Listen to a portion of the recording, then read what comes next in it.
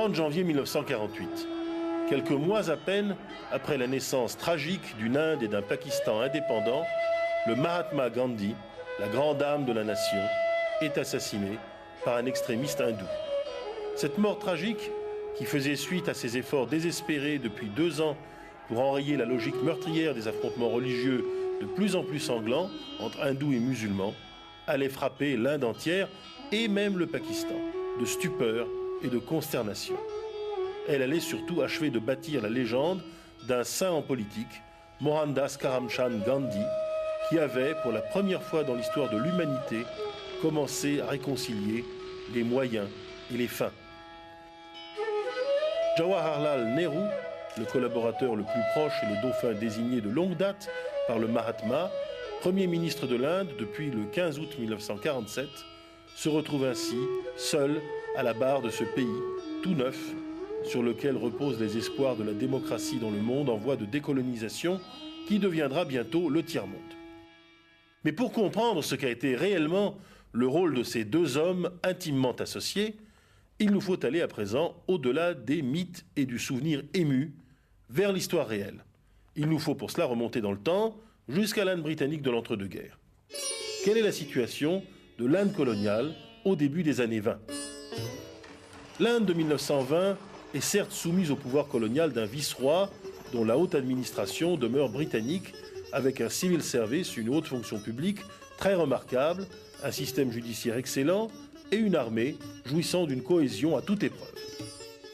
Les sujets, 2 tiers d'hindous, 1 tiers de musulmans environ, sont fortement discriminés. Ils n'auront accès au civil service et au grade d'officier dans l'armée que dans les années 30.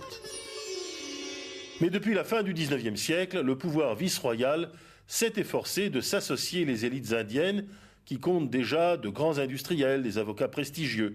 Dès 1909, les lois Morley-Minto se donnent pour objectif la naissance d'un gouvernement autonome indigène de l'Inde.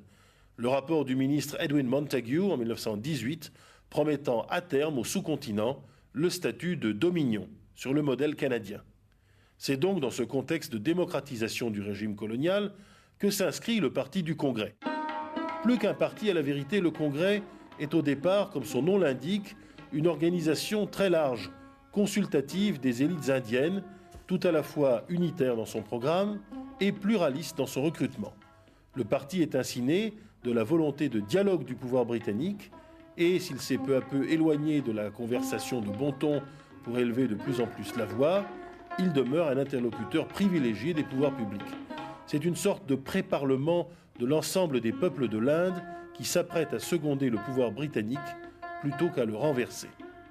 Gandhi, après avoir passé 20 ans comme avocat en Afrique du Sud, rentre au pays en 1918. Loin de fonder, comme on le croit souvent, le Parti du Congrès, il hérite d'une organisation déjà vieille de 25 ans d'activité qui traverse un moment de crise. À cette crise, Gandhi va effectivement trouver une réponse qui maintiendra pour l'essentiel l'unité du mouvement, la non-violence active ou satyagraha. Mais sera-t-il aussi le pacificateur que la légende décrit ? Sans aucun doute, le satyagraha a été pour Gandhi un immense succès. Sa politique de paralysie des institutions affaiblissait simultanément l'administration britannique et les partisans autoritaires de la lutte armée. Elle enlevait à l'une toute crédibilité en s'attaquant à son point fort, le maintien de l'ordre dans une société complexe et naturellement portée à l'anarchie. Elle refusait aux autres, sympathisants communistes ou fascistes, la palme du martyr, sans jamais engager le peuple sur la voie de la tragédie. Mais une telle tactique, qui présupposait chez l'adversaire un système de valeurs libérales, s'accompagnait par ailleurs chez Gandhi de l'instauration d'une contre-culture particulièrement délétère. Car Gandhi, qui a d'abord voulu être un homme politique moderne de type britannique, adopte aussi la non-violence comme une conversion de caractère religieux à une sorte de néo-hindouisme bavard et un peu rétrograde. Sa condamnation de l'économie moderne, de l'administration centralisée au profit d'une autogestion villageoise, sont déjà assez accablants en eux-mêmes. Son exaltation de l'Inde traditionnelle, ses retrouvailles élégiaques et narcissiques avec le personnage du sage hindou, le sadhu, aux 2 tiers nus, prêchant la réforme alimentaire, sexuelle et même intestinale, ont des effets bien plus graves. Elles ont fâché une génération d'Indiens avec l'économie moderne, mais elles ont surtout attisé la nostalgie d'une culture du passé qui ne pouvait en aucun cas être partagée par les musulmans, ni par beaucoup de jeunes hindous de l'élite, encore moins par les parias, les Harijans, que la religion traditionnelle condamnait au statut d'intouchable. Ainsi, Gandhi, bien qu'ayant toujours dénoncé le système des castes, ne l'a en fait jamais remis en cause sur le plan symbolique. Les entailles portées à la démocratie naissante sont encore plus graves lorsqu'il est question des musulmans, vis-à-vis desquels Gandhi a à plusieurs reprises choisi de se montrer manipulateur ou intraitable.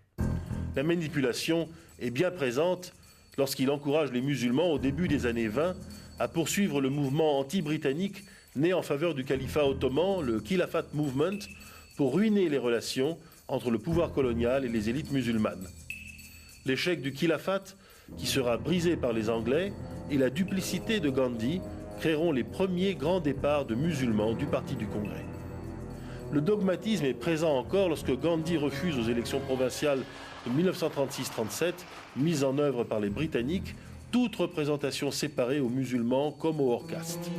Cette tactique fait du Parti du Congrès, sous le fallacieux mot d'ordre jacobin « One man, one vote », l'opposant à toute représentation honorable des minorités au sein d'une nation qui demeure pourtant largement à construire.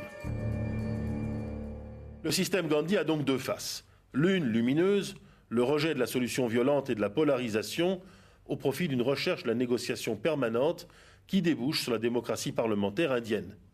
L'autre sombre, l'appel aux forces telluriques du passé et une grande ambiguïté vis-à-vis des minorités qui provoque un déluge de passions communautaires, ni prévues, ni gérées par Gandhi, et qui l'engloutira en même temps que la perspective d'une réconciliation rapide avec l'islam indien. Les erreurs du système Gandhi sont enfin particulièrement sensibles durant la guerre. En 1939, Gandhi se retrouve en effet face au dilemme combattre l'Angleterre en alliance avec Berlin et Tokyo, comme le propose Subhas Chandra Bose, le leader de l'aile nationaliste intégrale du Congrès, ou au contraire, faire face avec l'Empire britannique au fascisme en obtenant des concessions. Ce dilemme devient très concret en 1942, lorsque les Japonais vainqueurs s'installent en Birmanie, aux portes de l'Inde. Si Gandhi a fait exclure Bose du Parti du Congrès dès 1939 et a condamné sa fuite en Allemagne nazie, s'il a aussi exprimé sa solidarité au peuple de Londres sous les bombes, il a en revanche commencé à changer très sérieusement son fusil d'épaule avec la campagne Quit India qu'il lance au printemps 1942. Cette nouvelle tentative de répandre le chaos dans tout le pays par la désobéissance civile, au moment où Anglais, Soviétiques et Américains se débattent dans les pires difficultés sur tous les fronts, n'est rien d'autre qu'un ralliement phraseur aux puissances de l'Axe. La campagne menée avec mauvaise conscience par de nombreux dirigeants du Congrès, dont Nehru, est d'ailleurs un échec total qui se terminera par l'arrestation de tous les leaders du parti. Pire encore, interprété par l'Inde musulmane comme un ralliement de fait aux thèses de Bose et un appel implicite aux Japonais à aider le Parti du Congrès à imposer par la force si nécessaire une Inde unitaire et pseudo-laïque, la campagne Quit India entraîne une collaboration de fait de plus en plus étroite des musulmans sécessionnistes et du pouvoir britannique. Du reste, au lendemain de ce fiasco, la direction politique du mouvement passe pour de bon dans les mains d'un Nehru manifestement réticent face à Quit India et à bien d'autres aspects erratiques de la politique du Mahatma. La politique de Nehru est-elle donc aussi identifiée qu'on l'a prétendu à celle de Gandhi? S'il ne fait aucun doute que Jawaharlal Nehru a toujours manifesté son plus profond respect pour celui qu'il tenait pour son maître, et s'il a su, gré à Gandhi, d'avoir maintenu l'unité et l'hégémonie du Congrès dans les années 20, tout en rendant aux Indiens le sens de leur dignité, ses idées n'en sont pas moins fort différentes. Occidentaliste moderne et pragmatique, Nehru n'a jamais accepté la doctrine populiste de Gandhi de retour à la terre et toujours cru en l'industrie et la science. Antifasciste convaincu, connaissant mieux le monde, il a soutenu vigoureusement la République espagnole de 1936, condamné Munich et Chamberlain, manifesté sa solidarité à la Chine, agressé par le Japon. Il était plus favorable à une association pour la durée de la guerre avec le pouvoir britannique. Sa conception laïque de la politique et son attachement plus grand que celui de Gandhi au parlementarisme auraient peut-être aussi pu préserver la possibilité d'un compromis ultime avec les musulmans. Après le choc de 1947, Nehru, malgré quelques errements, sera d'ailleurs le véritable défenseur des 100 millions de musulmans demeurés en Inde, comme il trouvera le moyen de se réconcilier avec le docteur Ambedkar, le leader des Intouchables.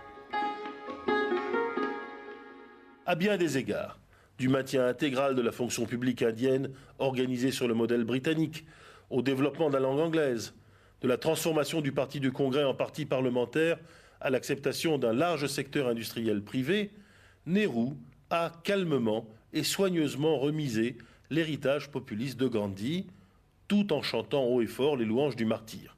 Si Gandhi a conquis les cœurs et les imaginations, son apostolat laisse encore aujourd'hui l'Inde hésitante devant l'histoire. Si ce grand pays, qui est aussi la plus grande démocratie du monde, dispose aujourd'hui de fusées et d'armes atomiques, avec d'ailleurs un directeur musulman de ce programme, d'entreprises puissantes et performantes, des meilleurs informaticiens de la Terre, et sans doute demain d'une vie politique animée, c'est bien davantage au pragmatisme discret de Nehru et à la grandeur du projet impérial britannique qu'elle le doit, mieux, à l'union de ces deux sources. Un jour, cette vérité fort simple mais peu politiquement correcte ne choquera plus personne.